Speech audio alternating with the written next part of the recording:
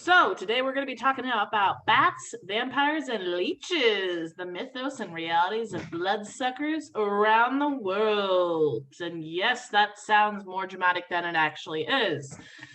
Thank goodness for science. It's nice and calm. So there are about 300 different types of vampires listed around the world in dozens of different cultures.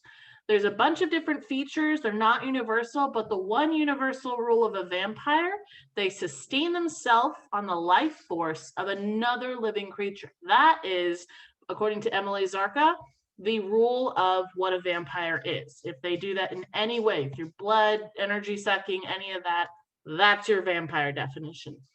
And just a few examples of this are like the Lamashu of the Mesopotamians, and I am ahead of myself. Funny thing, one of the original literary vampires we know of, Dracula, actually came from a bit of a pun. So Lady Caroline Lamb was dumped by Lord Byron. So she wrote a parody about him in which Ruthven corrupts young ladies. That actually got passed on to Byron's friend when he wrote The Vampire. That was published without his permission, and he didn't get a chance to change the name. Oops. So when they made Dracula into a movie, Dracula came about a century after this book, and they based some of his mannerisms on the original vampire book. Here's the funny part. The book was written on the same weekend in which Mary Shelley wrote Frankenstein. They were all friends, and basically the origin of the vampire that we know as the suave debonair guy was based on Lord Byron. He was the lady killer of the night. Now, one thing I love about vampires is that it's proof that humans are great at seeing patterns, even when they shouldn't necessarily see them. So here's an example: correlation and causation. We see an animal suck Bob's blood. We see Bob die shortly after. We blame the bloodsucker, and someone gets the bright idea to put it in the story. If Bob, however, liked berries and didn't know which ones were poisonous, just because they happen at the same time doesn't mean the bloodsucker caused his death. And diseases like being a human corpse or being allergic to sunlight made this even worse. It gets better because humans sometimes like to bury their dead, and occasionally they're not always dead when they're buried. So if you dig up a coffin and find scratch marks on the inside, well, oops. But it helped to lend to the idea of the undead, which was later tied into folklore, into vampiric folklore. So that's kind of where you see those connections. And then, of course, we have nature, where things like cute birds and moths and jumping spiders will suck your blood.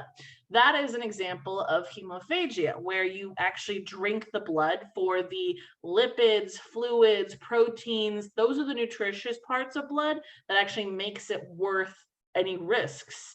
You pop in a straw after you puncture some flesh, and hey, food makes it pretty valuable. So that's where nature kind of ties into this. So we have things like vampiric bugs like assassin bugs who take it a step further and then build their armor out of the empty husks of dead ants. And that's kind of why I thought Cubone was a nice reference to dead armor. You thought he was dark. But again, this is where you kind of see we draw on the world around us and we make connections, even if they're not always accurate. So the corpse assassin bug is one of those that sucks the nutrients out of their food. Most animals who build their life around blood sucking use things like proboscises, sharp teeth. They basically create a hypodermic needle or a knife. And to make sure your body doesn't notice it's being stabbed, a lot of animals are venomous in that they inject you with something. Even the vampire bat does this. And it can cause problems where that venom ties into backwash that has a lot of diseases. So when your body is reacting to those new diseases, it can make it difficult for the animal that's trying to suck your blood. So they'll come up with their own methods to try and fight your body. Basically, you got stabbed, your body's freaking out. They want the blood, and your vasoconstricting behavior is not helpful. In the case of the vampire bat, we're actually using that very venom, that very technique and hijacking it for our own human purposes, which is typical human fashion.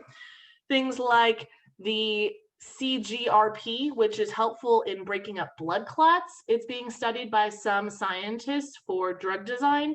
Things like loosening up blood vessels, where it's not going to cause an allergic reaction. It helps with things post-surgery.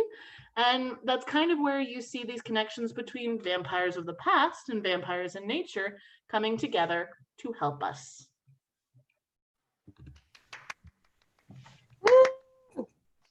Yay. I did my best to practice, but I didn't do as well as I'd like. No disclaimers. You did a great job. All Yeah. good. Thank you. How to get back in? Crud. Well, this is our question and answer time. So, does anyone have any questions? Oh, we have Yes, Chip. Sarah. Oh. Was that not? Oh, that was applause. Anyone who would like to raise their hand, you can do it Chip? on the screen. Okay, Chip, go ahead. Hi. Yeah. So that was awesome to hear about especially hearing about the history of the literary history of the vampire into Dracula. What I'm curious about. So you said that like our sort of modern day interpretation of the vampire as this like lady killer, I want to suck your blood guy didn't come until the movie. But then on your screen, you had the image of Nosferatu. So Sorry. Yeah, let me break that up. Basically, in the early 1800s, the vampire book was written. Literally, it's called The Vampire, and that was based around kind of the first aristocrat to prey on other aristocrats. That's the one that was accidentally influenced by Lord Byron. And about over that next century, several books were written, and it kind of culminated in Dracula, the book itself, and that was heavily influenced by the vampire book. So when they brought that to the full screen, that was basically them taking the suave, debonair vampire guy and Dracula, and that's how they developed his on-screen persona. So where he's like, I'm a smooth lady killer, you're literally a lady killer because Lord Byron was. So that's the vampire book was the earliest novel I found in Western culture. And then things like Camilla, Vladdy the Vampire, and I'm not kidding, that's his name. yeah. That's where it came for the next century, and Dracula was what culminated from that. Nosferatu was just a creepy movie that came around the same time as the film version of Dracula. Yeah, it's just it's really interesting I still haven't watched like the various versions of Nosferatu. They're all queued up on my film queue, so I gotta watch them.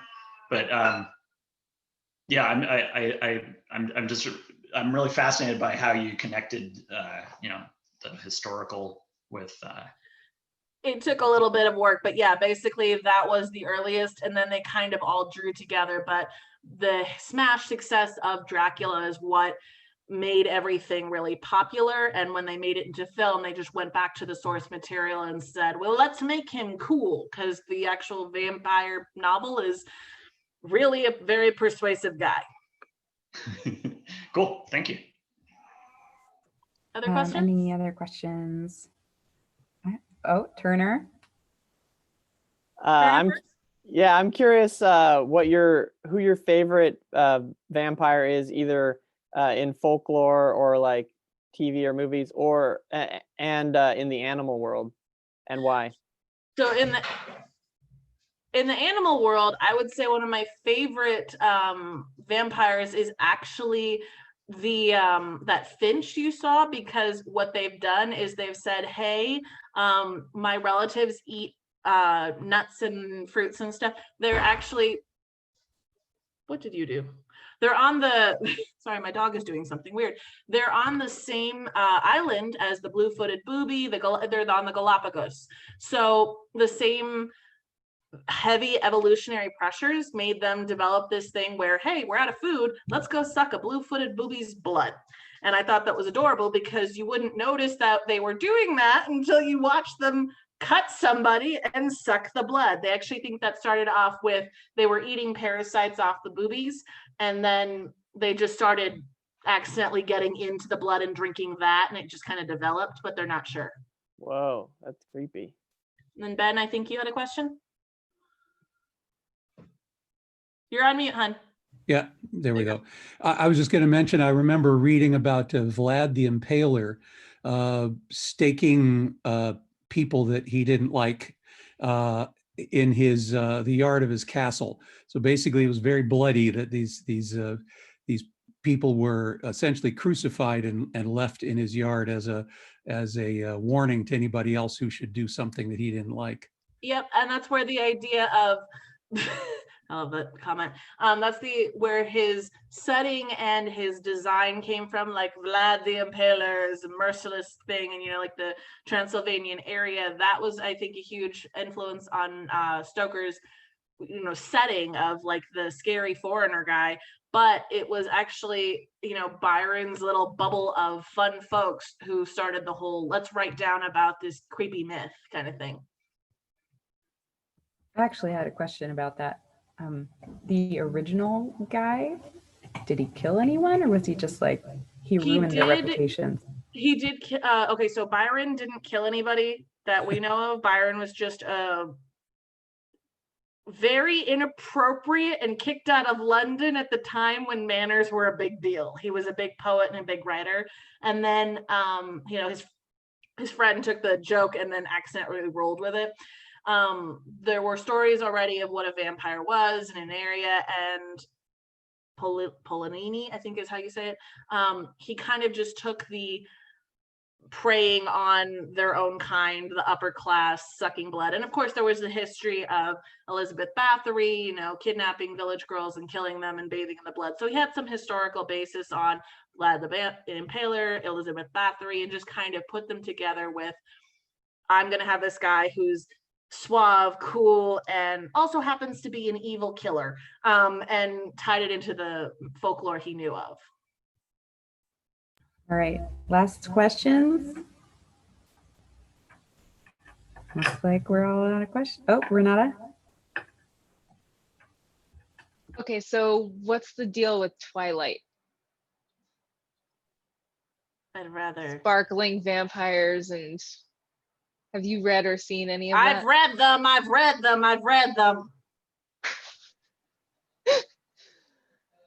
I know that there's a lot of people who are very pissed that those are supposed to represent vampires.